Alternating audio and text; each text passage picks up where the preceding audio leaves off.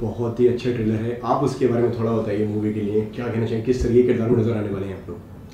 देखिए, ट्रेलर आज हमारा लॉन्च हुआ है और वी आर वेरी एक्साइटेड कि हमारे सालों की मेहनत आज लोग उसे उसकी एक झलकी देखेंगे। मेरे किरदार का नाम है प्रीत। ये पेरिस में पढ़कर आई है लड़की, गुड़गांव की रहने वाली है। कैरी सिंह की बेटी है, कर्मा देवी है फैमिली में, निक्की सिंह है और चिंटू है।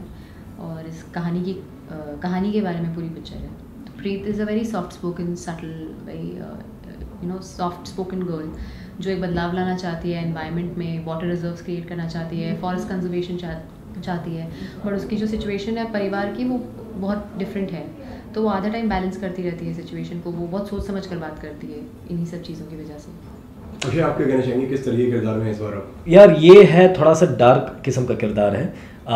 उसका जो फादर है उसे नेग्लेक्ट करता है और उसको बड़ा मतलब इस चीज़ का भड़ास है, उसको गुस्सा आता है कि मुझे नेग्लेक्ट क्यों किया जा रहा है। और हमारे नॉर्थ में स्पेसिफिकली इंडिया में जो धंधे होते हैं, फैमिली बिजनेसेस जो होते हैं, वो यूजुअली बच्चे या लड़के या मेल कैरेक्टर को मिलता है। Like it's patriarchal society और नेपोटिज्म भी है और ये सारी चीज़ें। तो मैं एक्सेप्ट करता हूँ कि बिजनेस मेरे पास आने वाला है ऑब्वियसली। इनको वो सब चाहिए मुझे चाहिए, ये मुझे लगता है मेरा हक है जन्मसिद्ध और अधिकार। बिल्कुल, और मैं इसके लिए लड़ता हूँ। और जो चीज़ें शायद मैं करता हूँ फिल्म के दौरान मॉरली और सोशली आप और मैं तय करोगे कि गलत है, बट इसको बिल्कुल गलत नहीं लगता है। और मुझे इतना मज़ा आया कैरेक्टर निभाने में कि मैं चाहूँगा कि बार बार मुझे नेगेटिव कैरेक्टर्स मिल जाएं, बिकॉज मुझे बहुत बहुत बेहद मज़ा आया है। ओके, क्या क्या तैयारियां करनी पड़ी आपको इस नेगेटिव कैरेक्टर को प्ले करने के लिए? बहुत सारी। एक तो मेरी परवरिश बॉम्बे और अमेरिका में हुई है ज़्यादातर, तो मेरी जो भाषा है वो मुझे ज़्यादा हरियाणवी भाषा के समझ नहीं थी। थैंकफुली मैंने लाल रंग की हुई थी तो थोड़ा बहुत वो कनेक्ट था और मैं मतलब मैं पर जाटू नहीं बोली ना मैंने उस फिल्म में, मैंने करनाली भाषा बोली है। तो एक तो मैंने भाषा पे बहुत काम किया।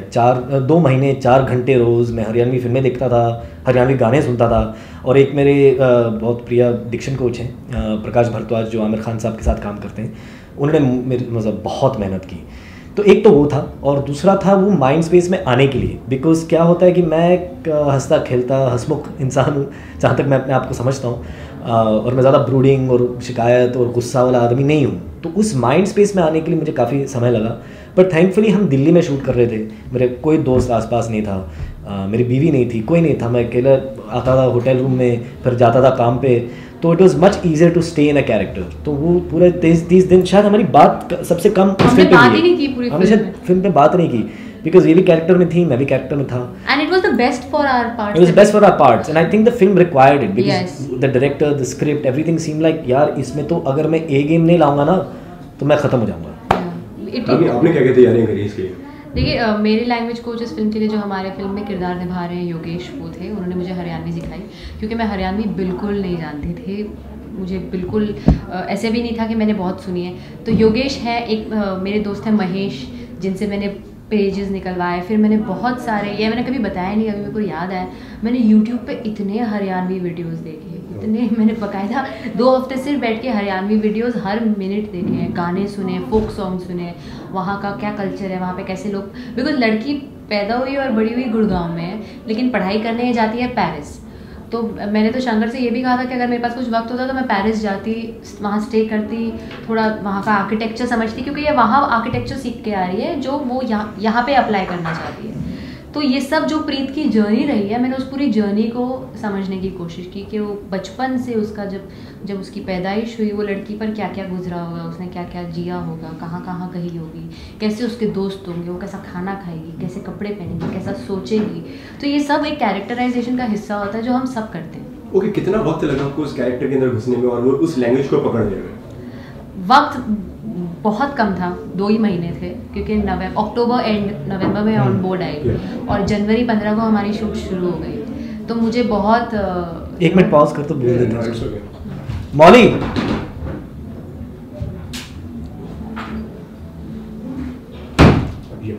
हाँ, वक्त मेरे हिसाब से तो बहुत कम था, क्योंकि अक्टूबर एंड में मैं ऑन बोर्ड आई और जनवरी 15 को हमने शूटिंग शुरू कर दी। So for me it was very little time, but we had to do it. और हालांकि I can't complain because I worked in television, जहाँ पे आपको 5 मिनट पहले 15 मिनट पेज के मोनोलॉग्स मिलते हैं। So it's not like you no कि आप nothing is impossible, it's just आपकी मेहनत दुगनी हो जाती है। एंड वो जिससे मुझे कोई प्रॉब्लम नहीं है, but I wish I got more time, but I'm very happy with whatever has Yeah, come you've done a out. great job. Yeah. Okay, जैसे कि अक्षय ने कर रखा है मतलब हरियाणवी लैंग्वेज पे काम, तो अक्षय ने कुछ सिखाया आपको? मैं हमने बात ही नहीं की, मैं आपको बता मैंने रही हूँ। बहुत सारी चीजें सिखाई हैं, इसको ये बता नहीं रही आपको। बताओ मैं क्या क्या जैसे? सिखाया तुम्हें? बोलो। कैसे बात नहीं करते शूटिंग पे? See, I'll be very honest. जब मैंने गुड़गांव की शूटिंग शुरू की, एक तो मैं वो कैरेक्टर की कॉम्प्लेक्सिटीज के साथ डील कर रही थी, तो मैं कॉर्नर में चुपचाप बैठी रहती थी। और ये और आशीष जो हमारे फिल्म में है, ये दोनों को मैं दूर से देखती थी, यार ये लोग इतना एंजॉय कर रहे होते थे, इतनी इनकी मस्तियाँ चल रही होती थी, इनके सब जोक्स, इन्होंने तो मुझ पे भी बहुत जोक्स बनाए। ये मुझे शूटिंग के बाद पता चला, जब मैंने इनसे बात करनी शुरू की। Actually I have explored him as Akshay after the shooting of the film. During the film तो we never genuinely never spoke, because maybe it's my fault that I was overthinking about my part and my character. But they have known me more during the interview process also. या मुझे ताजुब होता, मैंने कहा ये तो I didn't think you were like this, like क्या एकदम मतलब अमेजिंग चीजें बोलती हैं इंटरव्यूज के दौरान। मैंने एक्चुअली इससे बहुत सीखा है कि किस तरह बात की जाती है। Really? Oh yeah. You learned political correctness from me. कितना मेमोराइज रहा आपके लिए शूट गुड़गांव का? बहुत। This has been my favorite experience shooting a film. I've enjoyed all my films, but this film, I think it came to me at the right time. मैं ज़रा एक mind space में था उस वक्त, प्रोफेशनली पर्सनल लाइफ को लेकर के, और ये फिल्म आई और जिस तरह का कैरेक्टर है, it was therapeutic for me. जो सारी अंदर की भड़ास थी या गुस्सा था या चीज़ें समझ में नहीं आ रही थी मुझे, मैंने इस फिल्म पे निकाल दी सारी चीज़ें, and it was such a peaceful journey. और वो डायरेक्टर के हाथ में होता है कि किस तरह सेट संभाला जा रहा है। And this director Shankar Raman, मतलब आज नहीं, आई होप कि गुड़गांव के ज़रिए, बट अगर गुड़गांव के ज़रिए नहीं तो कल के आने वाले बहुत बड़े माने जाने डायरेक्टर होंगे।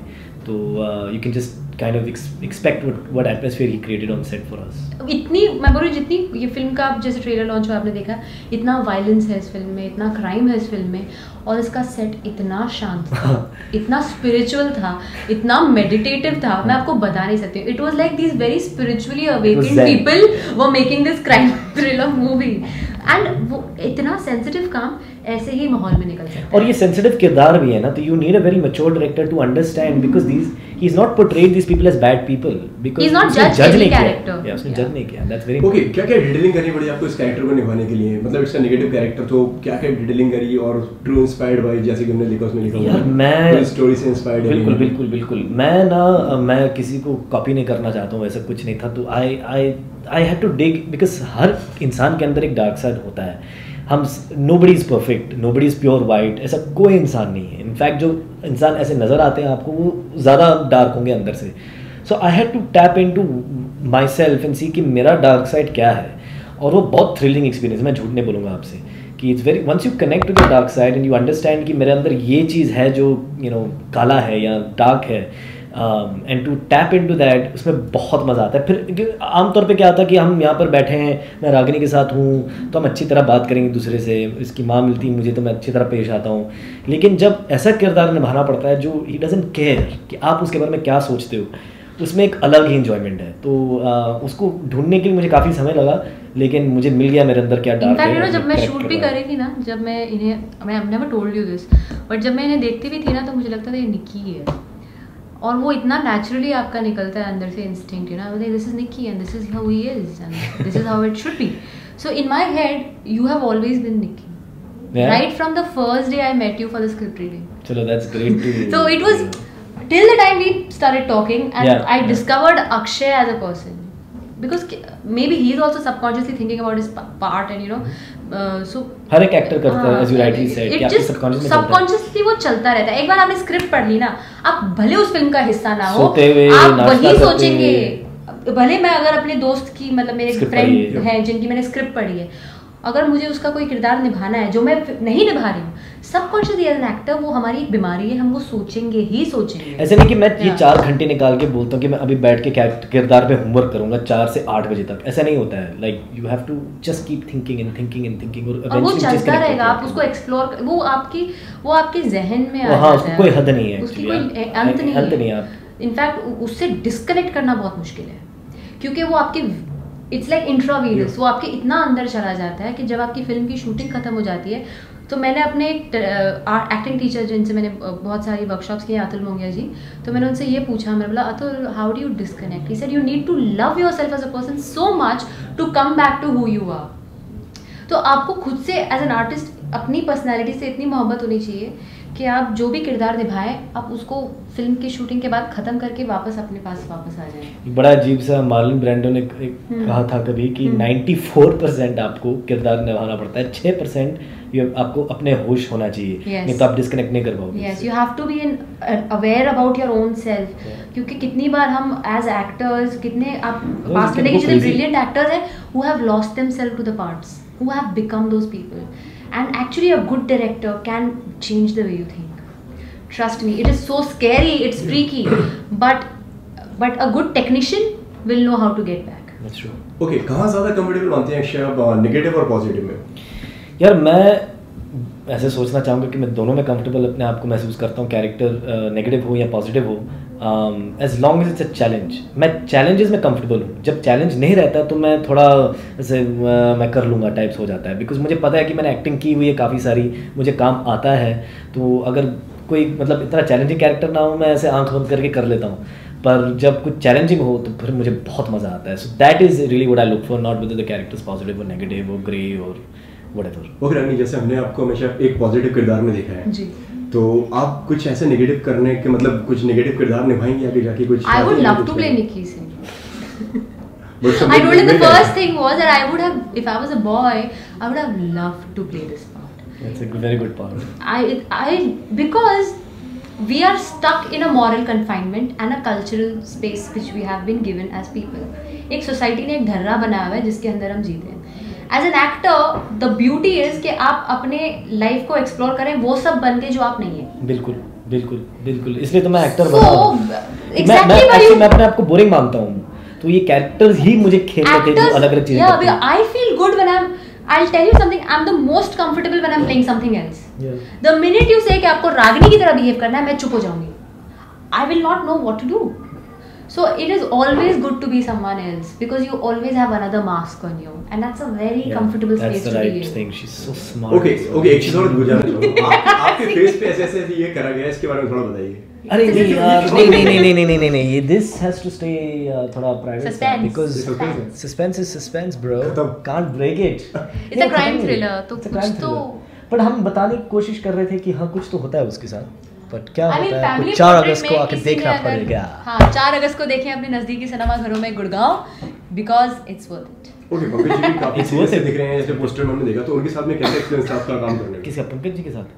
पंकज जी बेहतरीन कलाकार हैं और उससे भी ज़्यादा बेहतरीन इंसान हैं, तो उनके साथ काम करके बहुत अच्छा लगता है। मैं उम्मीद करती हूँ उनके साथ फ्यूचर में फिर से जल्द काम। हाँ, मैं भी चाहूँगा कि और कुछ करें साथ में, मज़ा आएगा। ओके, जैसे कि 4 तारीख आ रही है और 4 तारीख को एक और बहुत बड़ी फिल्म आ रही है, तो अच्छा, क्या कौन सी फिल्म है वो? जब हैरी मेट सेजल।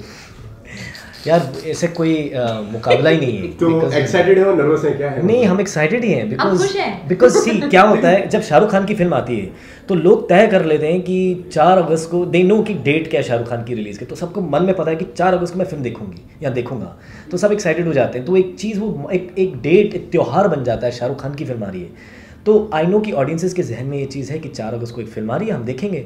तो जब जाएंगे थिएटर और वो हाउसफुल रहेगा तो दूसरी फिल्म कौन सी देखेंगे? हमारी।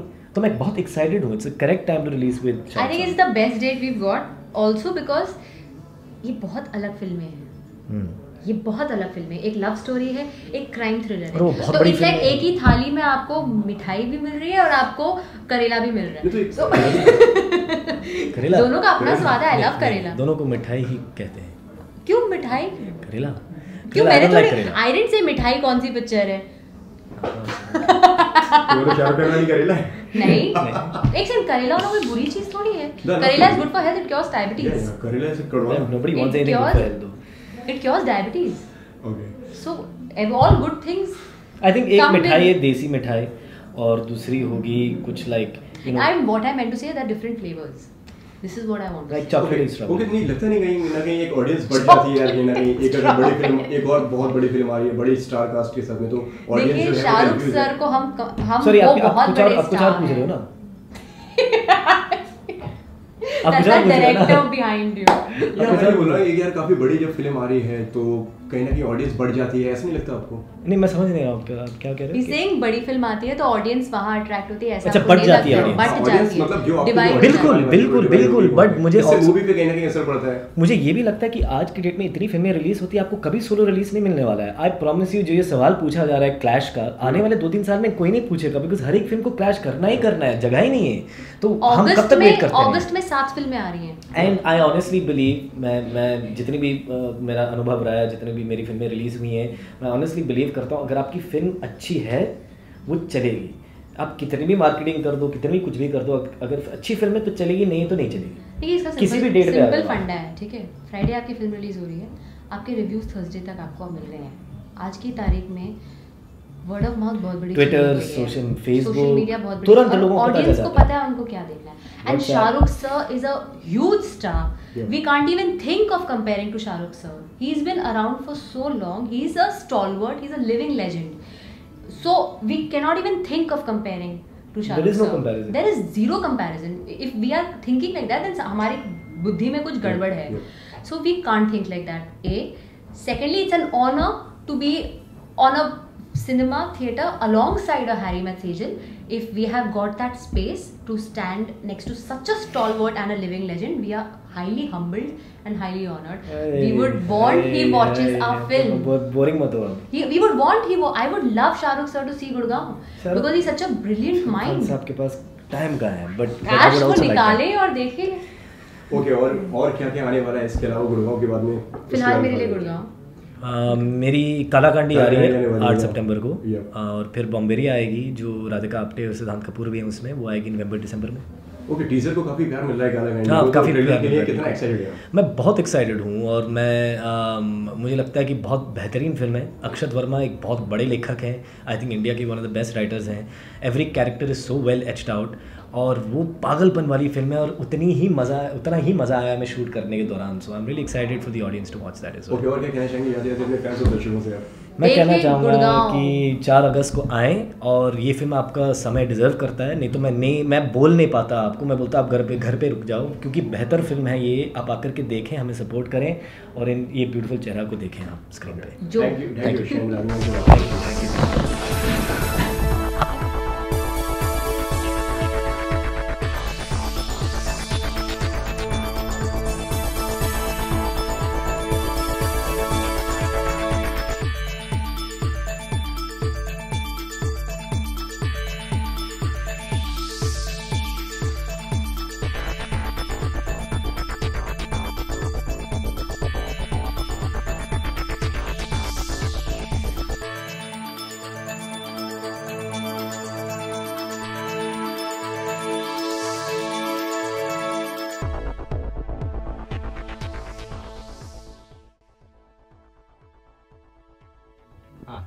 ओके सर, जैसे कि मैंने ट्रेलर देखा, काफ़ी अच्छा लगा हमें ट्रेलर। आपसे जानना चाहेंगे किस तरीके की फिल्म बनाई है आपने, इसके बारे में थोड़ा बताइए।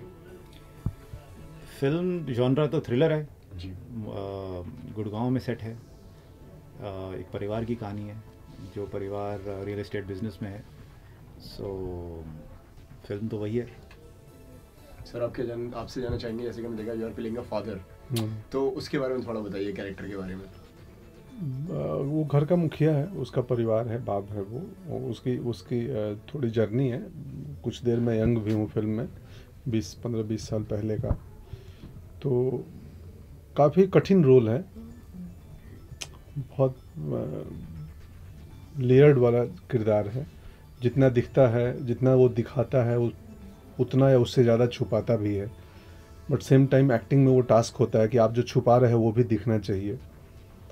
सो इट्स पॉजिटिव और नेगेटिव?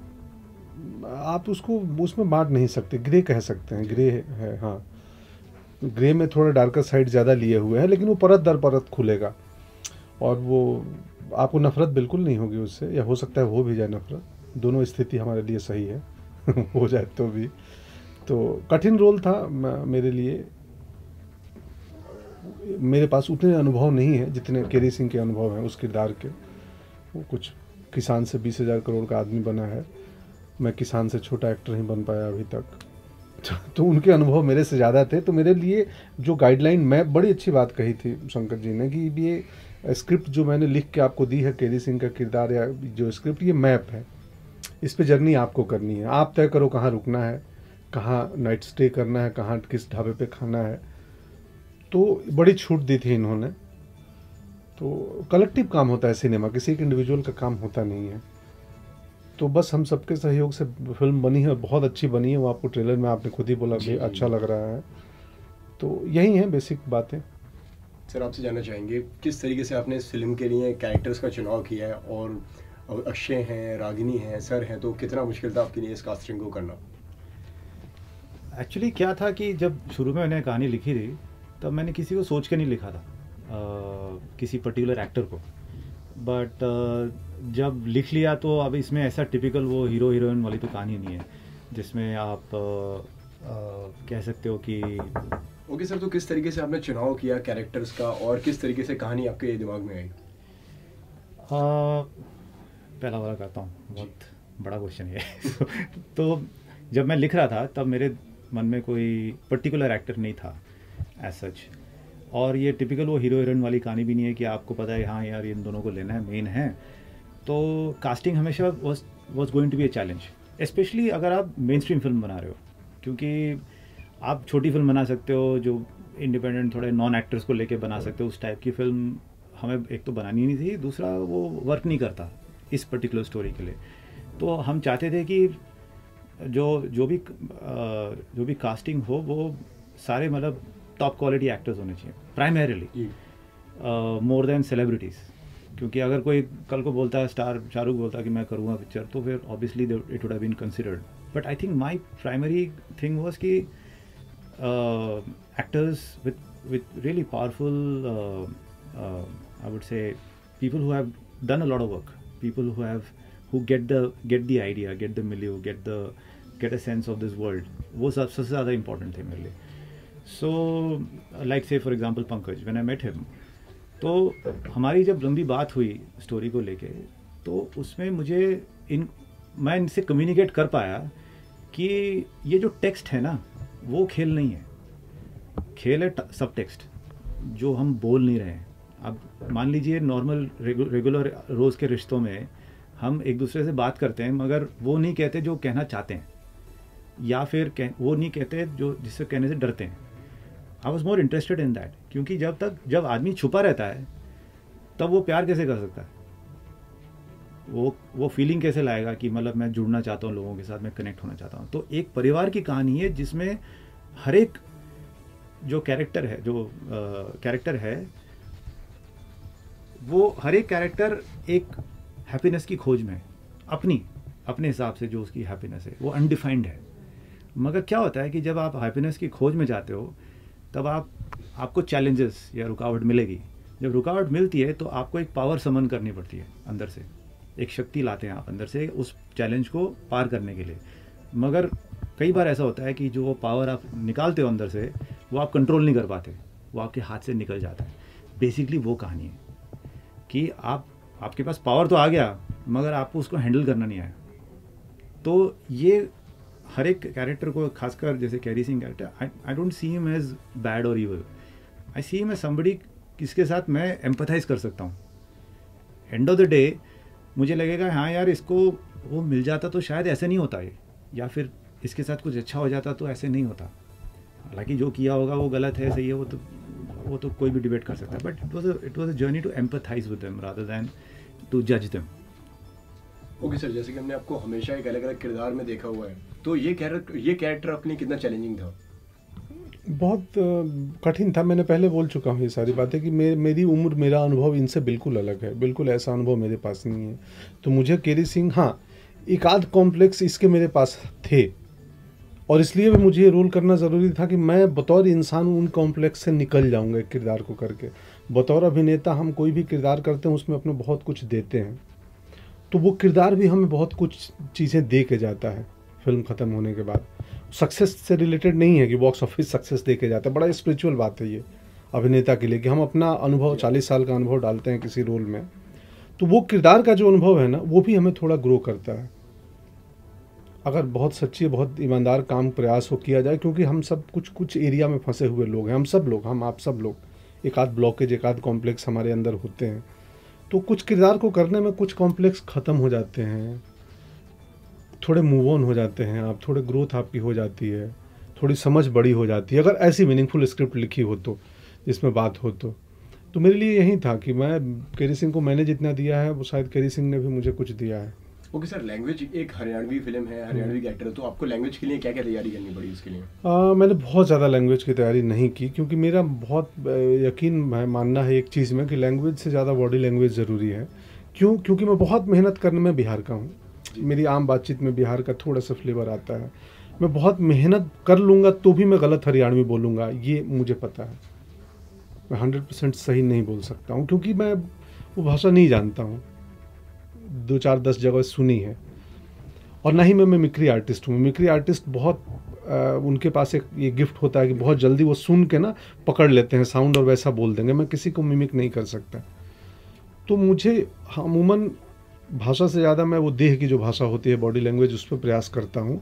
और एक दूसरा सेंस ये भी होता है कि अगर बहुत गाढ़ी हरियाणवी मैं बोल दूँ, गलत भी हो और गाढ़ी भी हो, तो फिर बेंगलोर में बैठी ऑडियंस या हिंदुस्तान के बाहर की ऑडियंस को समझ नहीं आएगा कि बोल क्या रहा है। ये सिर्फ हरियाणवी फिल्म नहीं है, ये फिल्म हम पूरे मुल्क दुनिया के लिए बना रहे हैं, जहाँ कोई बैठा हो देख सके। तो इसलिए मैं थोड़ी भाषा को ना थोड़ा सहज रखता हूँ। तो वही है कि फ्लेवर मिलेगा। कठिन था मेरे लिए, तो ये है। ओके, कैसा था शूटिंग एक्सपीरियंस और कहाँ कहाँ पे आप लोग ने शूट किया, इसके बारे में थोड़ा बताइए। दिल्ली NCR में किया। ये बहुत ही अद्भुत व्यक्ति हैं, उतने ही अद्भुत टेक्नीशियन हैं। सेट का माहौल एकदम अध्यात्म जैसा था कि हम लोग मेडिटेशन कर रहे हों, कोई शोरगुल हल्ला नहीं होता था। मुझे पहली बार ऐसा माहौल सेट पे मिला काम करने का। प्लस इनकी कमाल की बात है कि एक सीन समझाने आते हैं या सीन में कोई एक छोटा मूव समझाने आते हैं ना, कि आप ये ग्लास रखा है, आपकी मर्जी, आप चाहो तो इस्तेमाल करना इस ग्लास को या नहीं करना। उस बात में बोलने का दरमियान भी ये जीवन से जुड़ी, जीवन दर्शन की कुछ बातें बोल जाते हैं जो इन्हें पता होती हो या ना होती हो, मुझे नहीं मालूम।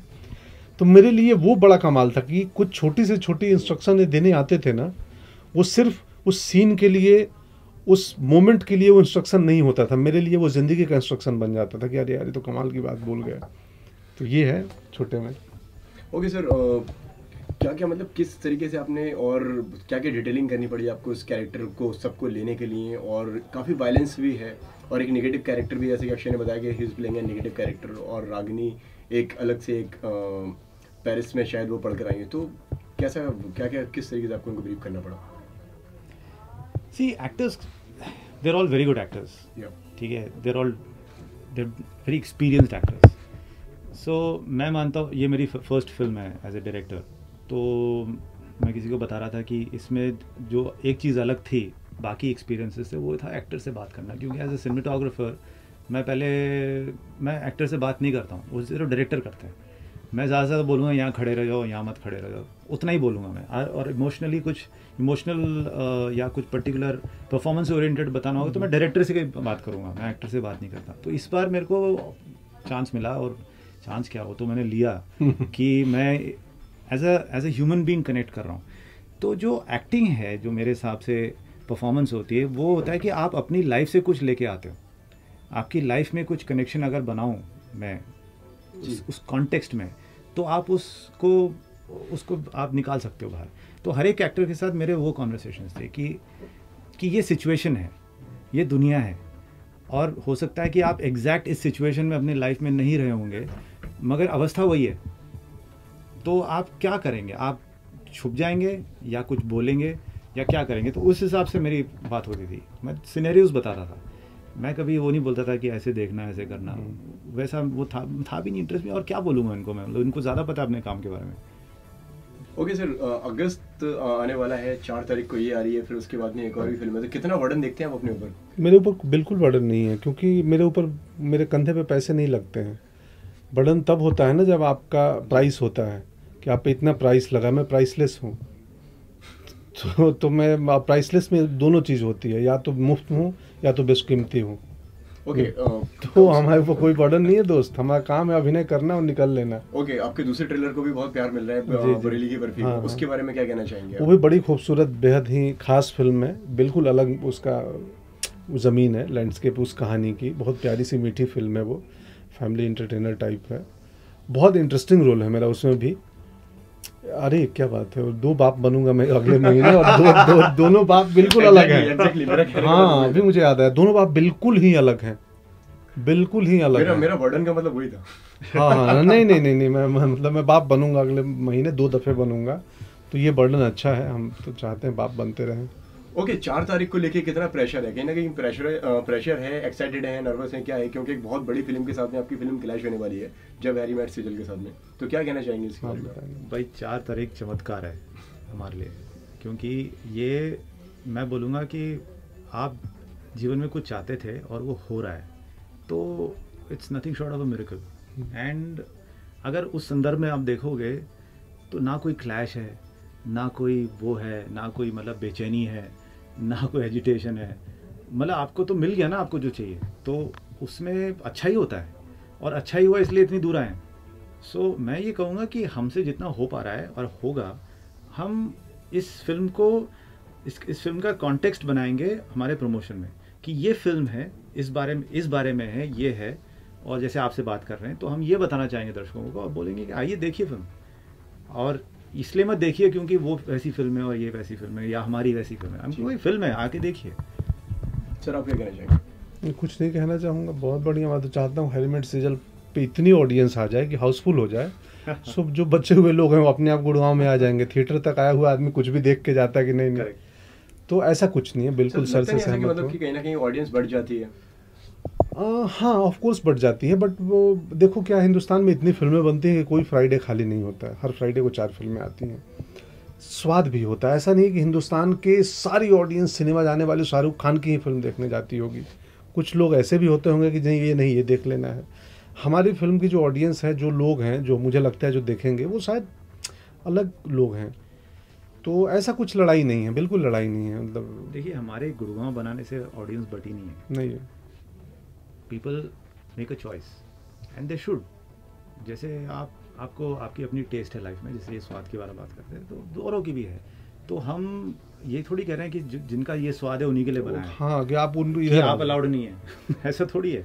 कहते मैं तो कह रहा हूँ कि आपके लिए मैं आपकी क्यूरियोसिटी जगा रहा हूँ कि आप आके देखिए, बेशक आपको पसंद आए ना आए, वो आपकी मर्जी है। ओके सर, जैसे कि अब गुड़गांव का नाम भी बदल गया है, गुरुग्राम हो गया, और आपने फिल्म का नाम गुड़गांव दिया है, तो उसके पीछे क्या रीज़न है कि गुरुग्राम क्यों नहीं दिया? हाँ जी, क्योंकि जब पिक्चर बनी थी तब गुरुग्राम नहीं था वो। अच्छा, तो वो तो अब बना है। ओके सर, और क्या कहना चाहेंगे जाते जाते दर्शकों से आप और अपने फैंस से? आप जाके फिल्म देखो मजे करो, बहुत मज़ा आएगा। कुछ नहीं, यहाँ फिल्म देखिए, आनंद आएगा। बहुत खूबसूरत सी, ईमानदार, जेन्युइन फिल्म है, बड़े मेहनत से बनाई हुई फिल्म है। तो बस थैंक यू सो मच, आप देखिए और हमें बताइए कैसी लगी। शुक्रिया।